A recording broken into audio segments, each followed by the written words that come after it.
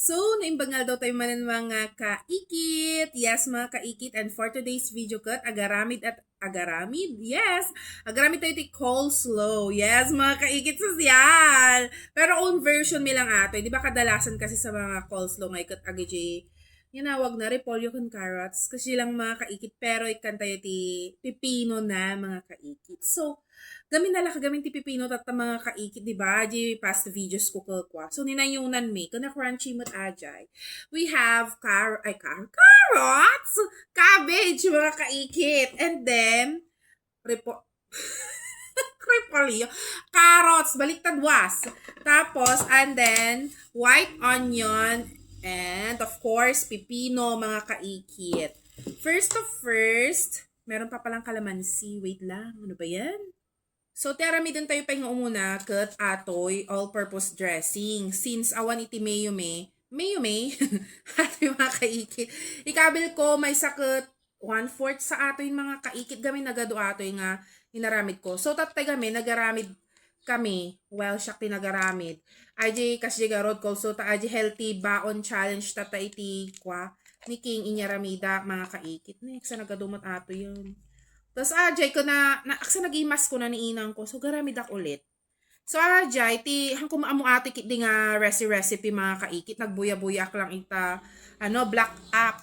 So next one, habang nagsasalita, tasyak mo lang si kami malamangan natin. At ati paminta, kamti paminta na mga kaikit na niya yun. At paminta, nasamit kami nato nga dressing yun. So, ikanta lang ti basit nga salton. Basit aja, kasi nagado na ikabil ko. And then, next one, we have the calamansi. I-adjust nyo lang ano kailangan nyo pa itimay or whatsoever. Basta, i-mix-mix nyo lang siya mga kaikit.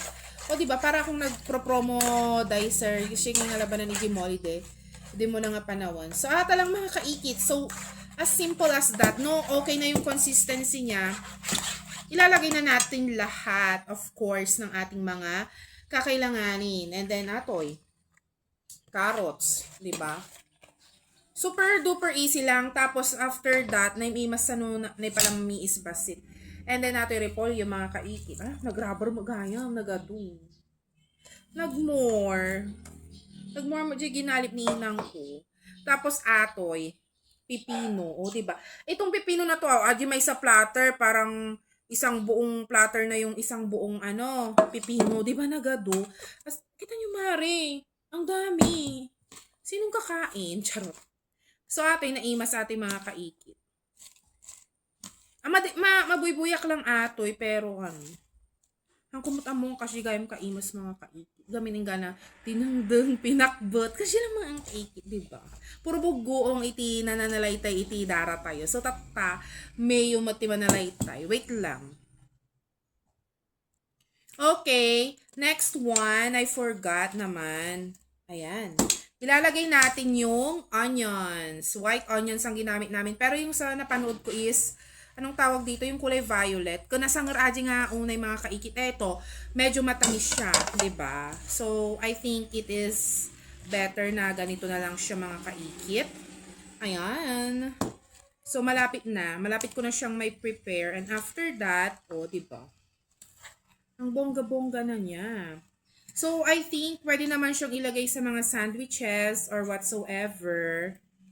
Depende na kung anong trip nyo mga kaikit. Pero as easy as this, diba? Kayo na rin ang mag-adjust ng mayo ninyo.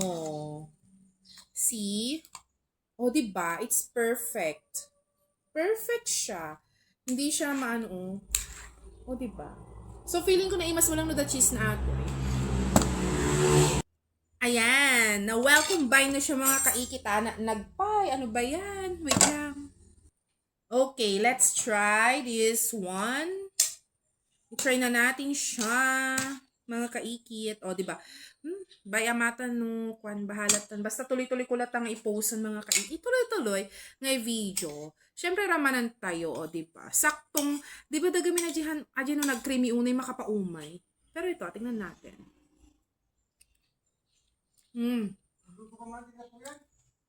Nagimas mga kaikit. So, ito pa, nagprito ako ng tokwa. So, ilagay natin dito mga kaikit. Pwede na siya, di ba?